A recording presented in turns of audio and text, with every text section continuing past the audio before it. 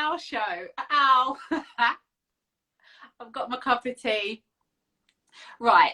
I just want to say before we start this, I need to do my show and tell, which will go into why I just wanted to say that Fran coming on today, already I want to say thank you, because obviously she's not been on social media for a couple of months. And when I spoke to her, I asked her, I said, would you come on? Because I think it can help so many people if you all hear from her and tell her, she can tell you about her struggles, what she's been going through, because everyone in this time, we all have our ups and downs. Some days we have good days, some days we have bad days.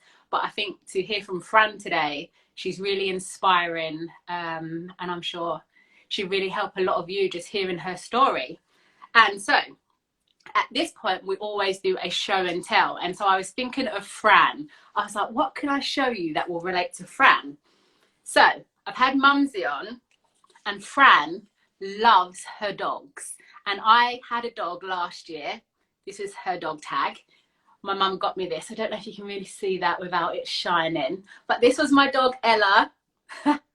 She passed away over a bit ago. So I haven't got a dog yet. But Fran has 2 dogs, which she is going to show you all. And I did name my dog Ella. Quick story for you this. Because when I got her as a pup, I was on the way home in the car. Rihanna song came on. Under my umbrella. Ella, Ella. So that's why I named her Ella. Just quick story for you all. Right. Fran Kirby, are you with us?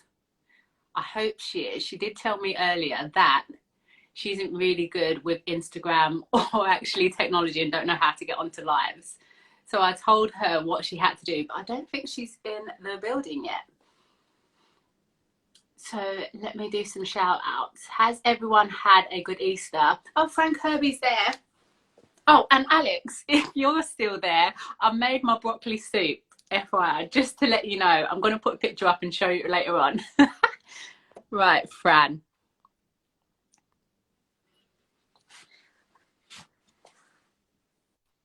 Yes, Fran, you managed to do it. Honestly, I was stressing about this. I was messaging Alex all morning, like, I don't know how I'm going to do this. I haven't done it. I don't know what I'm doing. So we made it. We made it. Insta Live? Yeah. I haven't been on, well, like I've done Insta Live like by myself.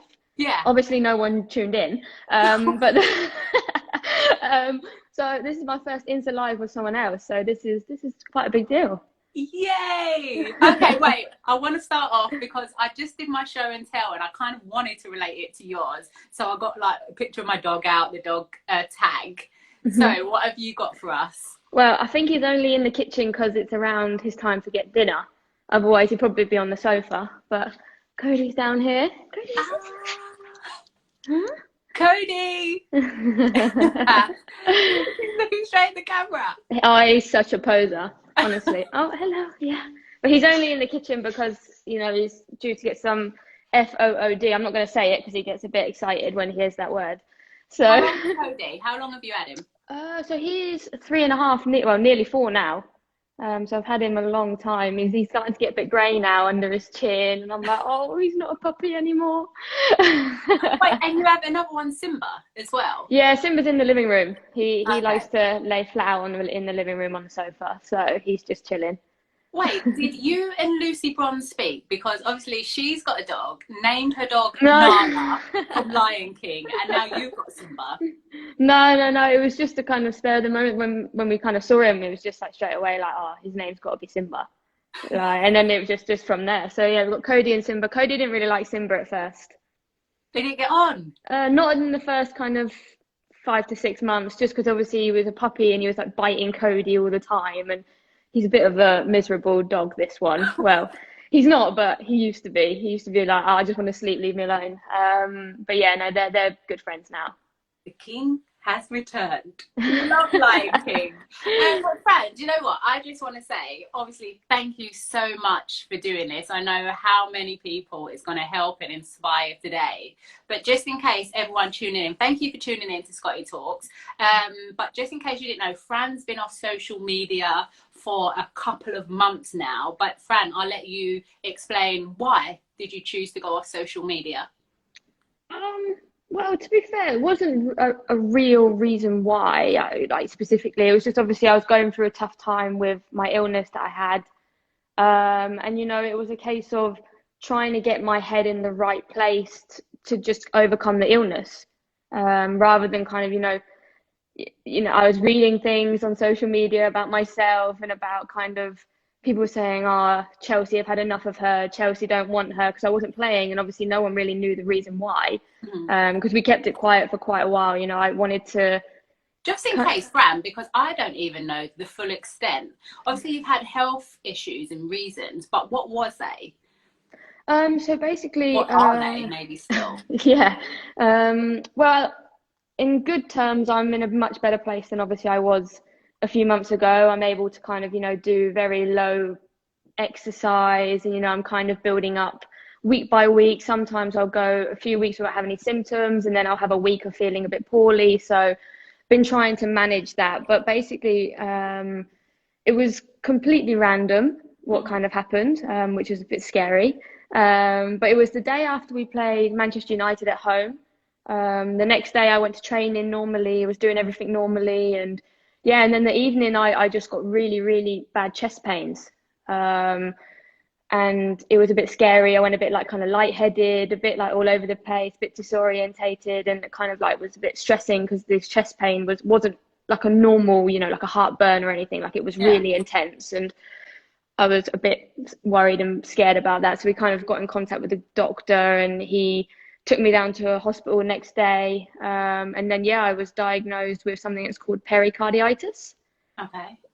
which is basically, so your heart is kind of in a sac which protects it and doesn't let anything kind of attack it, or, it just looks after it. And I had inflammation and fluid around that heart sac. So it was quite intense. For a few months, really. I was very, very poorly, constant chest pain, constant chest ache, And then I've heard exhaustion. though, Fran, even some days you couldn't even get the energy to get out of bed. Yeah, like I was falling asleep this probably lasted for 1.5 months. Hmm. Even over Christmas, I wasn't doing anything. I couldn't really go out. I think maybe I managed to get out 3 times in the whole space of being poorly. I just couldn't do it. I was going to bed at 9:30 in the evening, waking up at 3 o'clock sometimes in the afternoon the next day. It was really crazy actually. Like now I actually sit and think about it and think, like I went from, kind of pushing myself to being able to train all week after coming back from my injuries and kind of getting back involved to you're not allowed to walk up the stairs more than twice in a day. That's how extreme it was. I wasn't allowed to go for a walk. I wasn't allowed to, do anything that would put stress on me. I literally just had to lay on the sofa for 2 months. Yeah. And is that the thing? Because, like you said, Chelsea kind of at the start, you kept it quiet and nobody knew. Was that the frustration for you? Because everyone sees you kind of identifying as a footballer, but then the stuff that goes on behind that and you're not being able to communicate, was that frustrating for you? If I'm being honest, no, Mm-hmm. because I felt so poorly. Like I was in a place where I just completely zoned out of everything. I was just a kind of like, I was a ghost, really. I was a bit of a zombie. I wasn't there, I was, some of the girls would come round for dinner because obviously it was over Christmas, so we were trying to like have it, and I would literally kind of sit with my back to everyone, just doing a puzzle against the wall because I just couldn't, like socialize or anything. I'd still try and go in the training ground, but then I'd end up falling asleep on the doctor's physio bed, just flat Mm-hmm. out for 2 hours. So yeah, I wasn't really frustrated. I was more like, it was more a bit kind of like I wanted it just to keep to myself for a bit because obviously I'm very open about what's going on with me and when I'm struggling with something. So for this, I wanted to get better to then speak about it once I was better because then, I'm not in that stage where everything is miserable. I Yeah. didn't want to talk to people when everything was miserable. I wanted to be more upbeat and positive about it because, it was a horrible, horrible illness. And I think the hardest thing for me was understanding the illness Yeah. rather than accepting it. Yeah. And then do you think, because like how you said, you have been very open talking about mental health and then struggling with depression and anxiety. Do you think because you were so open about that and now you've got the tools to deal with that, it helped you going in with this illness? Yeah, definitely. I think overall nothing can prepare you for completely random illness. A bit like, when you're going through something that causes some sort of depression, you're not ready for it. Mm. But I think it definitely. Sorry, he wants to go out of this room now, so I'm gonna let him. He's making a hug over here. Come on, then. Out you go. Oh, there's Simba. Oh, there's the both of them. One in, one out. One in, one out. Yeah. Yeah. So I think that was a bit easier for me, kind of to accept it, and I think I actually kind of handled it really well in regards to, I didn't really let it affect my personality in a way. Obviously I was so tired and was struggling to be around people, but I still kind of kept a happy face on, or I looked absolutely awful, don't get me wrong. I was pale, I was yellow, I was everything. Like, I had to put fake tan on probably every week, but Oh no, not the ones that smell. Oh yeah, I didn't care at that time. I was like, no, anything on is fine. But then, so how are you now? How are you feeling? Yeah, well, much better than I was. Even from kind of a month ago, much better. I'm still having some symptoms here and there, but it's better than what I was. Okay, look now. This is just. They look like they're getting on. Yeah, they're having a fight now. It always happens. So yeah, I'm trying to take each day. I've managed to kind of do a few sessions here and there of training and stuff, but I'll do something and then kind of have a bit of a setback. So then I had to take another kind of week. I have to go, everything I do has to be symptom free before I can do anything. It's not like, I was trying to to the doctor, I was like, oh, it's a bit like an injury, when you kind of feel it a little bit, you just carry on and just hope that it kind of goes away. And he was like, no. But then, so especially with the coronavirus and everything, is that another, like, you have to be just super careful because you've already got, obviously, recovering from everything that you've just told us? Yeah, well, I mean, ultimately everyone has to be really careful. I think obviously, I'm taking it as seriously as everyone else. We're going to the shop just to get some food and then coming straight back. I'm not dwelling out anywhere or anything like that. But yeah, I mean, I think I've probably been a lot more extra careful than I would have been previously, which is bad to say if I hadn't obviously experienced this illness. But I think just in general, I've been a lot more careful of everything that I've been doing, where what food I'm putting into my body or what supplements I'm taking that might help a certain thing. Because, like I said, it was completely random and it was quite scary, actually. Like, now I sit there and think it's more scary than anything. You know what? I was looking earlier, and for me, I don't know, I just feel like you've been around like forever. I feel that way. Yeah, when I was looking back, because what you've managed to achieve in your career already, with all the ups and downs, Fran, it's absolutely incredible. Before we go back into that though, I do want to continue, because the amount of messages that I've got with people struggling either to get out of bed, obviously during lockdown, or some days they have happy days or bad days. I want to speak to you about what tools do you have or did you learn to deal with in terms of when you was going through with your depression and anxiety? I think I just tried to have a structure of the day. Even if I was doing the same thing every day, it was just a routine, it was a structure, it was something that I was used to. It wasn't a case of, oh, I'm not going to set an alarm tomorrow because I don't have to get up. Obviously when I was poorly, I couldn't. I even tried to set an alarm and I would just sleep through it. But, I was trying to just do things. I was always doing exercise, always. Through my whole kind of depression, I was going to the gym, I think, for 2 hours a day, just running on a treadmill for 1 hour just to clear my mind. And after exercise I felt so much better, and I think just trying to do something different than what I've done before. Like, when I first got ill, I bought a little keyboard piano thing and tried that for a few weeks. I was just trying to do something that changed. I got a puzzle that I couldn't complete for the life of me. It was so hard. But I just tried to do different things and things that made me happy. Like, I like to cook, so even in the evenings I was cooking dinner. Even though I couldn't eat a lot, I was still trying to cook. I was doing things that I enjoyed. What's your go-to meal? What you be cooking? Oh, okay. I like a bit of Mexican, so like fajitas, enchiladas and stuff like that. Like, I like to make that. I like a good steak, love a good steak. So pretty basic stuff. I wouldn't say that I'm cooking it. I'm more, putting it together and putting it in an oven. But, it counts. But you know what? I just want to ask you as well, because it's so good. I suppose when people do talk out and share their stories, how it helps so many people. For you, what was the point when you're like, I'm ready to talk about what I've been going through? Um, I don't think there was really ever that moment. I think I just kind of, obviously, I went through the stage of, feeling really low when I kind of wasn't playing football at kind of the level that I am now. I was playing at Reading, who played, in it wasn't even the FAWSL2 then, it was a few Yeah. leagues below. No one was really talking about women's football at that stage, like as much as it is now. And then obviously, I think it was when I kind of got into the England setup, and there was a lot more media attention about me because people were like, who is this kid with this short, crazy haircut who's coming in? So I think it was kind of that moment that I realized, I actually have a voice to say things that I've gone through or to help people. And I really didn't think at the time that it would be so influential. Mm-hmm. When it came out, I didn't expect to get the response from so many people. I just thought I was having an interview, and it was just kind of be brushed under the carpet a little bit. But it was cool.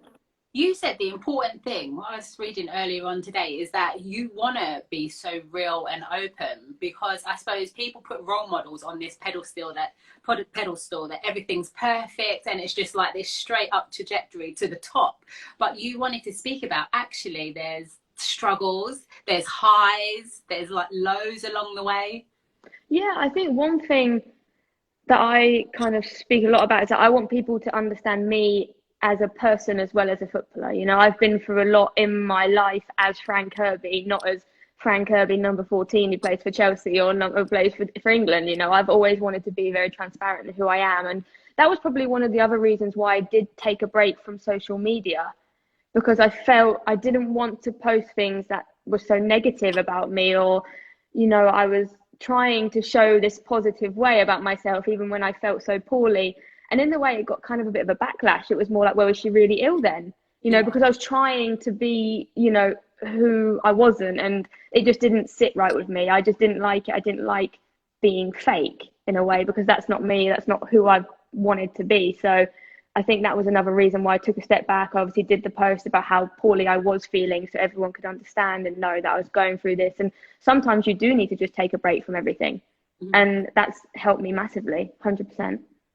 Do you think as well, like just having that time to reflect? And because I also read, as well as you wanting to develop, obviously still as a footballer, even though it's like amazing and incredible, for you it's still developing as a person. Yeah, definitely. I think everyone has a way that they can develop themselves more. It might not be to do with something that you love. It might be to do with something that you don't know anything about. You put yourself in situations that maybe don't make you feel comfortable. I'm the worst person for that. If I don't feel comfortable in a situation, I'm awful for it. But I think the life experience that you get from different things is really good. And for me, I've had many different life experiences with myself as well, my health, my injuries, everything like that. So yeah, I like to showcase myself rather than a footballer, because ultimately I'm Fran Kirby as a person first. Yeah. And I think that's important. Do you think your support system around you, so your friends that have been there from day one, are those the people that you keep around you that I need them? I need to lean on them when things are tough. Yeah, definitely. And I think the last few months have really shown me, the people who will be there for you, even when you're in the most miserable mood. And that's been such an eye opener for me. Not saying that I didn't know that before, because I keep quite a small group of friends. I'm still best friends with my best friend that I met when I was 10 years old, and we're still talking nearly every day. And people around me at Chelsea have been amazing. At the time Maria went through her leg break the same time that I kind of got poorly, so we were both sitting on my sofa just like looking at each other like, oh my god, look at us, it's just embarrassing. Like just sitting there looking at each other like, oh wow, like this is just not a good time. But yeah, I think, it's been a real eye-opener for me to see how much support I have. And it's like, I think it's changed me a lot as a person the last few months about what I've been through, and my appreciation for so much more things than football. I went through a stage with football where I was stressing so much about being, having the perfect performance in everything that I was doing. Or if I gave the ball away, it knocked my confidence so badly, and it was playing with me. And I think stepping away from it now, I think it's changed my perspective a lot, that there's so much more things to worry about than, you know, giving the ball away in a football game. Yeah.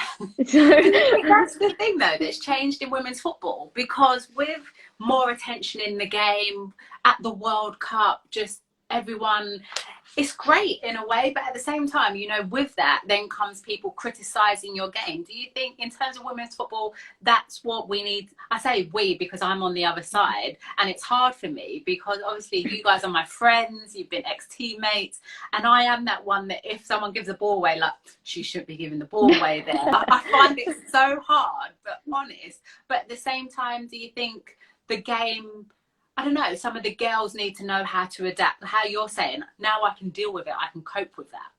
yeah, I think I kind of learnt the hard way. I think I learnt of kind of just exploding on the scene in the World Cup, having a great kind of few games, and then kind of my performance dipped, which I'm open and honest to say.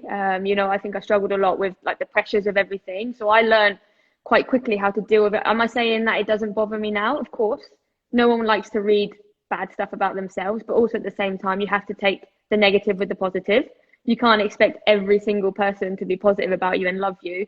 Everyone supports different teams. Everyone has a favorite player. That's how it is, you know. But I think it is more of an eye opener now for a lot of the girls after the World Cup, seeing the reaction from people back home on social media, and you know, I think it has taken people aback a bit with it, you know, with the criticism or, you know, the underachieving, and it's learning how to deal with that. You have to deal with it yourself as well. Like even for me, I had to come off social media because I was reading things about myself that apparently Chelsea were going to sell me, you know? So it's just like, okay, I need to get away from that and just focus on positivity and focus on my positive mental well-being. So yeah, I think it is a tough way to learn about, you know, everything within football at the moment, especially in women's game, with it growing, and like you say, more and more people criticizing, or it's more publicity.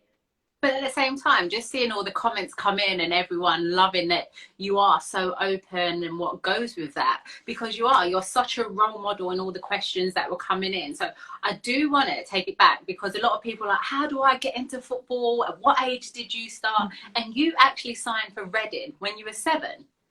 Yeah, I started really young, really, really young. I had absolute football crazy family. I don't think there was any other thing that I could have done apart from football in my family. I think there was no chances. But yeah, it was just like, at first I didn't want to go. I was so scared because I was so small, obviously. You know, I was going up against these girls who were a lot taller than me. They were older than me because I was so young. So I was really scared. I didn't go for, I think, the first kind of 2-3 months. I would just cry every evening to my mum saying, I don't want to go, don't make me go. So then I wouldn't go. And then I finally like plucked up the courage to go. And yeah, I just loved it and just grew with it. And I suppose in men, it's where kind of, for me, I just remember, because I remember in the England setup, everyone talking about, oh, there's this girl, Fran Kirby, yeah, she plays for Reading. Basically, like how we do in football, men's football, women's football, everyone comparing you, she could be the next Kelly Smith. And that's all the talk that I was hearing. And then we rock up and then we play you in the FA Cup, whatever. Yes, you must remember. Yeah, I remember. That goal, everyone just tuning in. Fran picked up the ball. I think she was on the halfway line. We had a Japanese player called Kinga at the time. Just flicked it over Kinga's head, run round, and then scored a goal. And I remember at that point, I was like, that is who everyone's talking about. Yeah, it was a good game for us, obviously.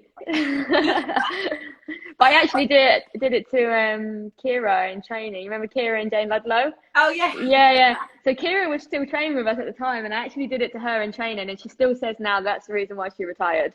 Because I did exactly that thing to her. So I did. I was like, I'm sorry. Retiring players for fun. But I suppose from then, was it like the next month that you got called into the England team? So you made your England debut against Sweden. Actually, remember that. Yeah.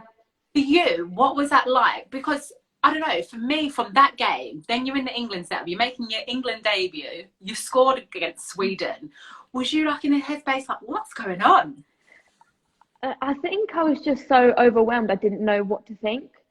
Because obviously, you know, I'd been involved with the seniors. Like I was in the 23 squad and trained with you guys in La Manga and kind of got a bit of a taste for it. And I was a bit like, oh, I really like this. Then I got picked and then didn't play, obviously, because I've just been picked in. I was training. I remember actually that trip. I think when were we coming back from? Was it Bosnia? And I went on the plane tannoy thing. I was absolutely so nervous to do that. Honestly, I was like this. Hi everyone. Wait, you need to give everyone some context of the Oh story. God, I don't even know why I did it. Like, what's wrong with me? No, so basically, I think we were on the way back from Belarus, and we just played, and I think we just qualified. No, I'm not sure. I think we were going to qualify the next game. I think. More or less we had qualified. Yeah. So it was my first trip officially as a women's senior England player. So I thought, I'm gonna, get a bit of courage here, a bit of confidence. So I went on the tannoy on the plane, asked the stewardesses if I could say a few words, and obviously said, "Thanks for making this trip really great for me." And da da da. Then I remember all of you lot started to sing Justin Bieber because I had my short hair. So, baby. it's a bit longer now. You can't. You've grown it out. Yeah. But then just describe that feeling for everyone of you making and actually finally, you've done your first cap, but you didn't play, but then actually coming onto the pitch for England. Oh, it was amazing. It was amazing. I had no idea that I was going to be kind of playing. I had no idea throughout the week of training. I think I got played at right back in training that week, and I was like, well, there's no chance that I'm playing because unless he plays me at right back, and that's not a good idea. So yeah, I was really, really shocked actually when I saw the team, obviously the team news, and my dad managed to come up from Reading to watch the game in Hartlepool. A lot of my family are from up north, so it was still like a bit special for me as well to play in Hartlepool. And yeah, it was just incredible. I remember when the ball went in, I couldn't believe it. I was like, what has just happened? So yeah, that was really special, and I think I remember everyone else's celebration more than mine because I could just see how happy everyone was for me. Like it was just like a pile on, and I was like, oh, this is really cool. I could get used to doing this. But then, how you already mentioned it, then we went off to the 2015 World Cup. And, well, it was the first time, not even just making your debut, but the first time, like how you said, someone who wasn't in the WSL, in the top league, outside of that, gets picked to play for England and go to a World Cup. Like, yeah, it's crazy. Yeah. Yeah, it was crazy. It was like, I was so surprised, obviously, I'd been in the squads, leading into the World Cup, but the World Cup is something else, that's something that everyone dreams of playing in. And I was actually, where was I when I got told? I can't remember where I was. I think I was on holiday when I got told that I was going. I was like, better go for a run then. Get myself ready. Put that pina colada down. Yeah, it was so surreal, and it was an amazing experience. I remember for the first kind of week, I was so poorly during the World Cup. I was really poorly, and I was like, oh my God, this is not how I can start, this World Cup. And then obviously it all just exploded, and it was one of the best experiences of my life, 100%. That's what that. No, I do remember it like it was yesterday, that game against Mexico, with you coming on and just scoring the goal. I remember I was absolutely terrified because when I hit it, I could see it was hitting the post. Mm-hmm. But I'd already ran off celebrating, so I was like, I'm gonna look like an idiot here if this hits the post and comes back out. I'm like, oh no, but luckily it went in, and I remember it was just crazy. Do you think, like, looking back, because I suppose for us, when Mark did give you the tag, obviously you scored that goal, and then when he was doing interviews with Mini Messi and everything, at the time as teammates as well, I suppose I didn't know how much having that label would affect you as a person and put pressure on you. So even like looking back, I suppose as an experienced player, I need to take some responsibility because I just was like, oh yeah, great, like Mini Messi. But for you in that moment, going back in 2015, were you just like, why? No, I don't need this tag.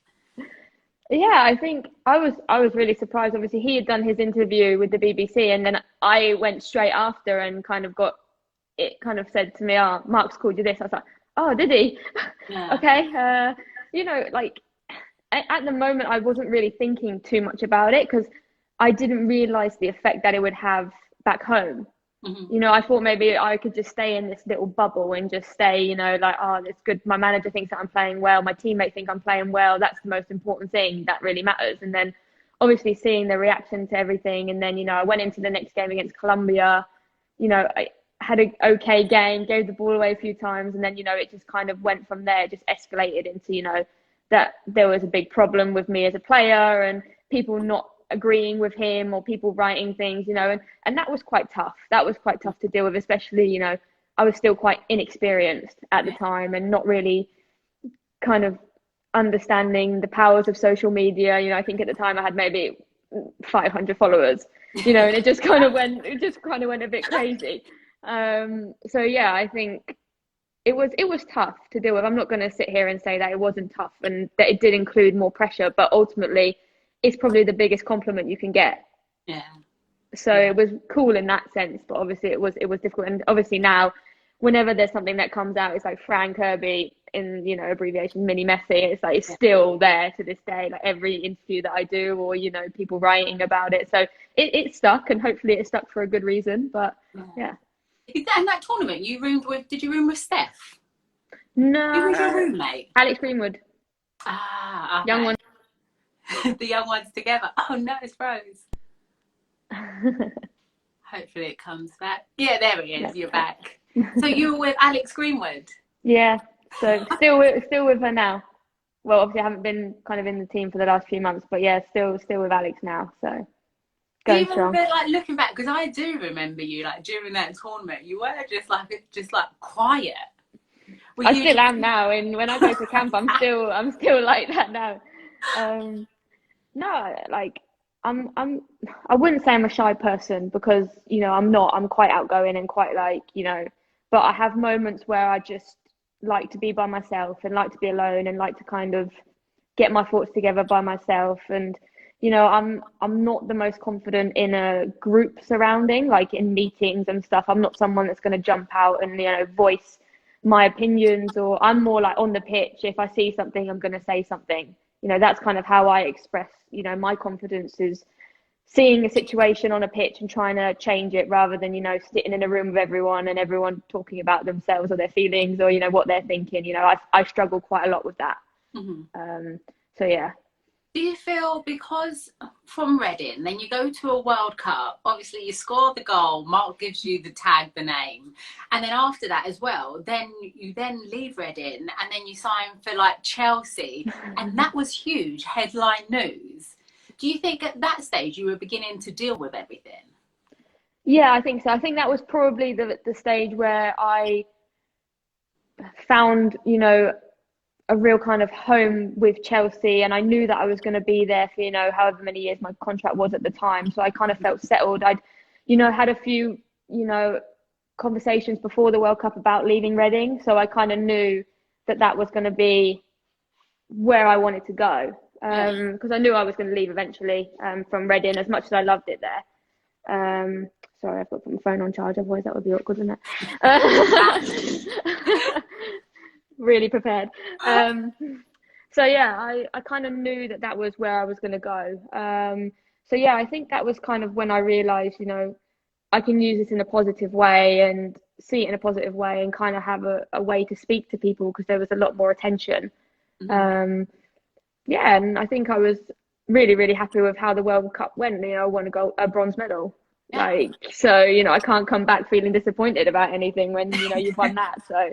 And then like how you just touched on, like you kind of said you found a home at Chelsea, because then you did go on, you've won the FA Cup, you've won the WSL, played in the Champions League, and then for you, your star season was you won the PFA Player of the Year, the Football Writers Award, the first female to do it. In that season, what do you think it was? Did you just feel happy and free? I think so. I think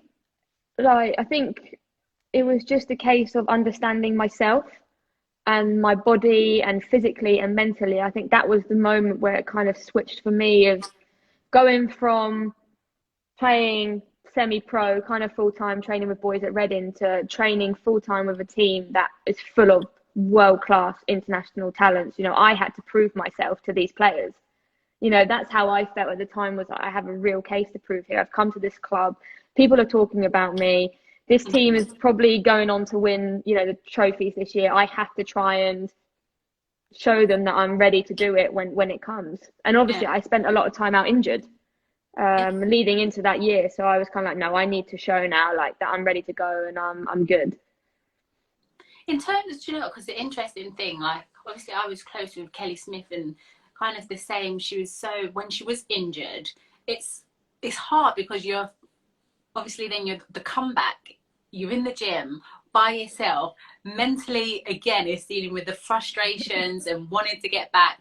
And when you do get back, having those judgments once again on you, oh, is she going to be the same player? Yeah, well, I think I was thinking the same. I was out for a long time with my knee and it gave me a lot of problems. I didn't know what kind of way I was going to come back, and I think that did stress me out a little bit. And I got selected for the Euros without even playing a game of football within 5 months, so that added another load of pressure. People saying she shouldn't get selected, she's not good enough, she's not this, she's not been playing, da da da. And then obviously went ahead and won top goal scorer in the spring series, so that gave me quite a lot of confidence, with that. So yeah, I think it was just a case of proving people wrong as well. Like I always feel like I play better when I'm trying to show that I still have the talents that I had when I was younger, and hopefully I still do now. Fran, so for you now, coming back, like fighting everything you've already achieved, for you, what is your next goal? Right now is to get back on a football pitch, Mm-hmm. and be able to play. But I think in the long term, I sit and think about it myself sometimes. I'm just like, how do I put myself in that level again? And I think for me, I just want to give everything that I can to see how good I can be. I think that's where I'm at now is, okay, if I really, now I've been through the injuries, I've been through the illness. Okay, if I go from now till the Olympics day and I give absolutely everything every single day of for the rest of this year, how good can I be? Mm-hmm. And I think that's my goal right now. What a goal. We can't wait to see you back on the Well, pitch. a year later, you're saying, well, it didn't work out. No way. But Jess, you know what? I just want to ask, going back, because you have had so many ups and downs, have you ever had those days where you just like, not like, why me, but I can't do it anymore? Yeah, yeah, plenty, Mm-hmm. especially in the last few months. Um, like I said earlier, I think I've dealt with kind of the illness really, really well, but I got to a stage with it where it's like, I don't know how it is to feel normal. Like, Yeah. I don't know how it is to wake up in the morning and feel like a human being and not feel like I'm struggling to walk down my stairs, or I'm walking up the stairs and I have to sit down halfway. Mm-hmm. And I remember having numerous conversations saying, I just can't do this anymore. I can't, feel this poorly or go back and have to deal with another injury that's going to put me out. Like I'm always thinking now, what's next? What Yeah. is the thing that's going to stop me? And well, in the last kind of few weeks, that's changed. Obviously, my mindset has changed because I'm feeling better. I'm feeling healthier. I'm able to smile again. I'm able to, do things like a normal person. But yeah, I've probably nearly called Emma Hayes and Phil Neville so many times saying, that's it, I'm done. I'm not playing anymore. I'm retiring. I'm going to go and do something else that I want to do, because this is right now what I want to do. But I've come through the end of that and I'm in a good space, and hopefully I keep getting better and better and able to do more exercise, which will help. And yeah, we'll see how it goes. It's like, even just like seeing you smile is so infectious that I'm sitting here smiling, listening to you. But in terms of for everyone that's tuning in and just heard your story today and they have followed you, because the messages, Fran, I tell you, that came flooded in. It's like just can't wait to hear from Fran. How is she doing? For Oh, anyone else struggling today, struggling with lockdown, going through the ups and downs, what advice would you give to them? I think first and foremost, it would be accepting that you're struggling. Mm-hmm. I think that's the biggest thing that I never accepted was, how badly I was feeling, whether it was through the depression or illness. And then I think, there is a light at the end of the tunnel. There is a way that you will get back to yourself. Like I said earlier, I didn't know how it was to feel like a human. Mm-hmm. I wake up every day thinking, how's my chest going to feel today? Have I woke up at a normal hour? Can I kind of not have numbness in my hands? You know, there were so many things, and each day I had a different positive. Yeah. And I kind of tried to look at that every day, feeling something positive, and then it just built up to more and more. You know, positive for me was being able to get out of bed at 12 o'clock, not 3. That's a positive. That's a tick for me. Being able to eat breakfast, that's a positive. That's a tick. And, you know, each day there was just more and more ticks going along. That ultimately it got to a stage, I woke up, I was like, oh, I don't have any pain in my chest. Like, you know, it just becomes infectious because you have all these positives, and it just creates you into a more positive person. It's such a good message, because suppose to some, like, those little things are big things, like that different from waking up at 3 to actually then moving it to like and waking up at 12. It's like that could seem small, but it's huge. Yeah, and I think we take for granted a lot the little things. You know, someone who may be struggling with depression or anxiety and seeing themselves leave the bedroom as a challenge, you know, okay, well, you start with getting out of bed. That's a positive. You know, being able to go on your phone and not feel anxious about what you're going to see, that's a positive. Being able to put your hand on the door handle, that's another positive, you know, and then you build up to being able to go out of the door. You know, it's not a case of I have to see this mountain of opening the door and walking out and that's the positive. There are so many other things leading to that moment. Fran, I don't know if you like reflect on yourself, but you should be so proud of everything that you have overcome, that you continue to overcome, because you're incredible, and you're such a role model for so many people, that you should really just smile on reflection, because what you're doing is amazing. It really is. Oh, same for you, Alex. You're doing amazing yourself, of course. Thanks. We all think that. So you're paving the way for all of us. We're all going to go on Strictly, and we're all going to become pundits. And hopefully, like, have better moves than what I did. Honestly, I think you're going to top all of us. Wait, because I want to read out some questions before we let you go, because like I said, they just came flooding in. One that I've got to read first was from Cody Kirby Appreciation Society. Most of we know who that's from. It's my aunties. Yeah. Do you think Cody likes living with his aunts in Newcastle more than you? 100%, because he gets fat. They're feeders. 100%. Yeah, 100%. This one is from tell_a_story_of love, long name. Would you ever play in the NWSL? Oh, I've not really thought about it recently, I'm not going to lie, but I'm never going to say no to different experiences and different lifestyles. So I'm never going to say no to it. I've not thought about it, but might happen. We don't know. Okay. Bit of heat might be nice. Yeah. Hey, people saying I've got a tan. I love it's true. It's been nice. And this one's from Hells Bells Weathers. Favorite game you've ever played in? Oh wow. I'd have to say my first World Cup game. It's just amazing memories. I've played in some amazing games, FA Cup finals, you know, Champions League games, but there's nothing like playing in a World Cup. Yeah. Oh, that moment as well. Obviously, then you coming on and scoring. Wow. Okay. Oh, this one is from Annabelle Gray. Did you get any Easter eggs, and if so, which ones? I did. I got the M&M ones and a Thornton's chocolate one. I got a Thornton's one. Nice. It's the only one that I got, but it was nice. I have to say, it's already gone. This one from Keza 2, I think that is. What do you consider to be your best position? Oh, wherever I get the ball the most, that's what I always give the answer. No, I enjoy playing in both number 9 and number 10, because I think, you know, they're influential positions on the ball.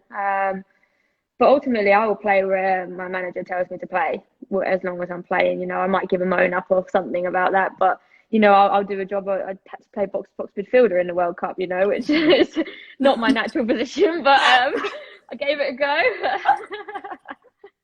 You know what? That leads on nicely to the next question from Huram Mohammed _24. Because has there been a coach that gave you that confidence to make it to the top? I think nearly every coach that I've had has given me that. I think I've been quite lucky in respect that a lot of managers have trusted me and believed in me a lot. So yeah, I wouldn't say that there's been one. I remember when I was younger, there was one who, was just constantly telling me, you're going to play for England, you're going to be one of the best players. So probably when I was younger, it kind of started. But I think every manager that I've played under has always been so supportive and, believed in me and also been honest. When I'm not performing at the level, they've been honest and told me, we think that you've got an extra 15% to give us, and I think that's important as well. And then, do you know what? Because I was just thinking about how you said, like, it's more than just football. Like, sometimes we're branded as, I don't know, I felt that's partly why I retired as well, because I was like, who am I without football? What's my identity? Mm-hmm. What do I do? I want to tell people about my interests. What do you do to switch off from football? Walk the dogs. Mm. I like to walk. I like walking a lot. I like to do just exercise away from football. So whether it's just going for a run or doing something else. To be fair, I switch off quite easy. Like I'm quite chilled and quite laid back. Like I'm happy to get home from training and just lay on the sofa and watch movies all night, and that's kind of my switch off. I don't really do anything specific to switch off apart from obviously walk the dogs, because I think that's just really relaxing and just they're good fun. So. Wait, I know everyone's going to be asking because everyone's going to Netflix. They want movies. What have you been watching? Everything. The last few months, I've been King. waiting for something new to come out. I'm like, come on, like you're slacking here, Netflix. No, I've just watched pretty much everything. I've finished the new season of Money Heist already. Started The Crown now because it's 3 seasons, so I thought that's going to take a bit of time. Oh, you're on season 1? No, I'm on season 3 now, so I've got through it. Yeah, I've just been watching Tiger King. Yeah, that's madness. Cow basket. Let me ask you some more of these questions. From Money_Ethan, do you have any pre-game superstitions? Not so much anymore. I used to have a lot when I was younger, but not so much anymore because I used to stress when I couldn't do something that was part of my superstition. If I couldn't eat the same food that I ate at home, or I couldn't, I used to get really like wound up about having to wear things on my kit that I didn't want to wear, or, whereas now I know obviously that's not a thing that you can really worry about because, you're given things now that you have to wear. So yeah, I wouldn't say that I have any superstitions. Not really, no. I used to have a lot, but not so much. Yeah, I didn't really. Only that I used to just stay in, like I never used to go out. When we arrive at the stadium and then most of the players go out onto the pitch, I would always just stay in the changing room. I would only go out on the pitch when we were going out for the warm-up. I don't know. Yeah, I used to go out and stand in the centre circle and look to the goal and then turn around and look at the other one, mainly to see how big the pitch was and how much I'd have to run. But now you're box-to-box midfielder and all that. Yeah. I'm like, looks about 50 yards. Wait, let me ask one more question before we let you go. Oh, that one you already said you like fajitas. Okay, Alfie.G.18. Favourite moment for Chelsea? Oh, wow. Been a few. I think obviously winning the FA Cup. Hard. Yeah, but I think you can't pinpoint one. I think you can't have like winning the FA Cup at Wembley, scoring at Wembley, winning the WSL, scoring Chelsea's first Champions League goal. You know what? Describe to everyone, because it is so hard. Like that first moment when you walk out and play at Wembley. Well, I remember I came on against Germany, for England at Wembley, and that was the first time. And I remember just not being able to hear my own thoughts when I came on. I was like, oh my God, this is, and it wasn't even full. And, even then I was like, oh my God, this is amazing. And then I remember having to chase Germans around the pitch for the next 25 minutes and it wasn't so amazing. But it was unbelievable. It was one of the best experiences. And obviously now being able to play there, win there and score, it's what I dreamed of when I was growing up. It is such an incredible feeling. Fran, I don't want to keep you all night because I know you've got to feed the dogs. But It's you know what? growling outside. I just want to say thank you so much for coming on, obviously, because you haven't been on social media. So this is huge. And thank you. And I'll leave you with your last message that you want to give everyone. Oh, well, thank you for having me. I've really enjoyed it. It's been nice to come back on and see all the support and all the messages and stuff, because I haven't seen any of it. So, you know, that's been really nice and a real positive for me. And I think ultimately just a massive thank you to all the fans everywhere who have, you know, been supporting me, messaging everyone to see how I am, sending cards into the changing room, you know, saying, hope you feel better. You know, it doesn't go unnoticed, and it's something that I won't ever, you know, take for granted. And I think ultimately just try and find every positive at the moment. It's a really weird time for everyone, and it's hard to stay motivated with things. But, you know, try and find something that gives you a smile for 10 minutes of the day, and, you know, it'll turn into 20 minutes, 30 minutes. And I think that's the most important thing. Fran, you're amazing. Stay positive, stay strong. And we can't wait to see you back after all this is done. Hopefully. See you back scoring goals for fun. Right. Have a good evening. Thank you. Bye. See you later. Bye. What a complete legend. Hope you all enjoyed that, everyone. Let me just I'll quickly do a live with someone. Who wants to go live? Who wants to go live? Let's see. Random, let's go. Who wants to go live? Right. Dun-dun-dun.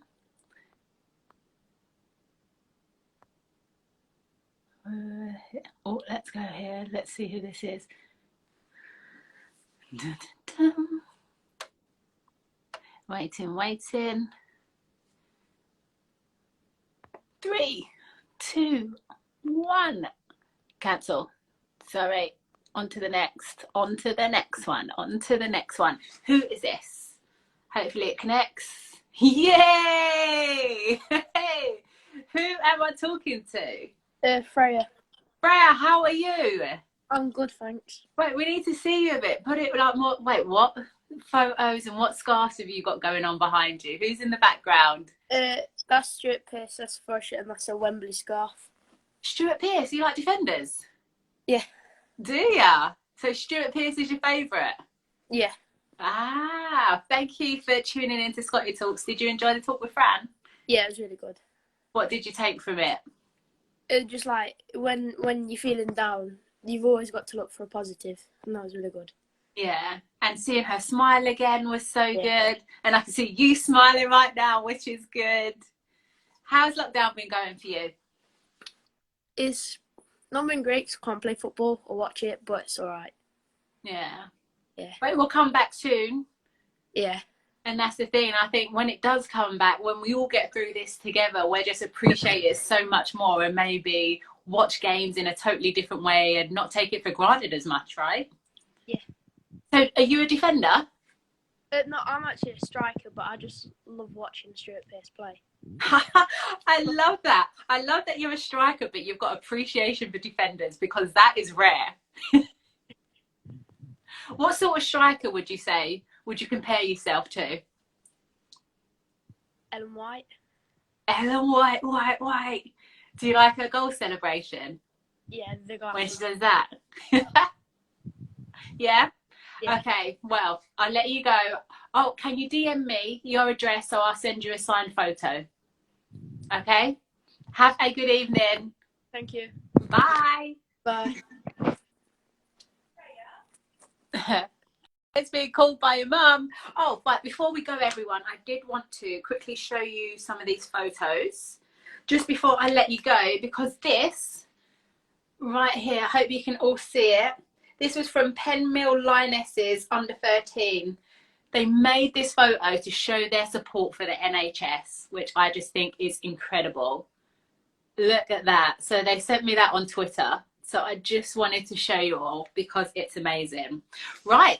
Scotty Talks is back. Hope you all enjoyed it. Fran was amazing and incredible as ever. Have a good rest of your Easter bank holiday. I am now off. I actually did make my broccoli soup, so I'm going to post a picture. I'll show you all for proof. And I'm going to have a relaxed evening and watch Killing Eve, because Killing Eve is back.